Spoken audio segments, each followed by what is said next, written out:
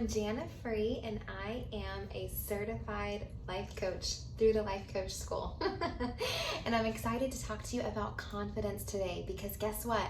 Confidence is totally different from self-confidence. Let me tell you why. So confidence is knowing that you can pour a glass of water because you've done it before, you've crushed it, and you know I can do it again because you've looked at your past to determine I can do that in my future. That's confidence. But self-confidence is when you have no proof in your past to prove to yourself that you can do it. Self-confidence is knowing that the worst thing that can happen is a negative emotion and being willing to feel that. If you want to try to achieve a new goal and you have self-confidence, then you know, hey, the worst thing that can happen is I have a negative emotion when I feel like a failure, and that's the worst thing that can happen to you. And if you're still all in, then that is self-confidence. So being willing to feel that negative emotion, that is self-confidence. When you trust yourself and you do what you say you are going to do, then you have self-confidence. When you admit, you know what, I don't know how to do that. Or if you fail and you admit, yeah, I messed up, I failed at that. When you're willing to admit that, that is self-confidence. When you learn from your failure and know that failing means growth, that is self-confidence. When you know that you cannot change your worth as a human being and that all the humans are all equal, the same amount. When you know that you can't change your worth, that is self-confidence. Self-confidence is also mind management. When your brain offers you these negative thoughts about yourself and you know how to dismiss them, then that is self-confidence. And also, when you believe in yourself harder than anyone else, that is self-confidence.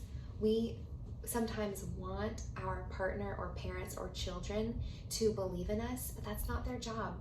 Like, don't put that pressure on them. That is your job. You can believe in you harder than anyone else and prove to yourself that you've got you. And arrogance is just the total opposite of most of these things that I just mentioned in self-confidence. Arrogance is when you think you are better than other people. When you think that we are all worth different amounts, that is arrogance. When you try to prove to others that you're better than other people, that's arrogance. When you don't admit, I don't know, and you just BS your way through it, that is arrogance. When you deny your failure or when you blame it on someone else, that is arrogance. That is the opposite of self-confidence. So let's look at these loving thoughts that I wrote down with some hearts around them. What do you think about yourself when you fail? What's your opinion of you?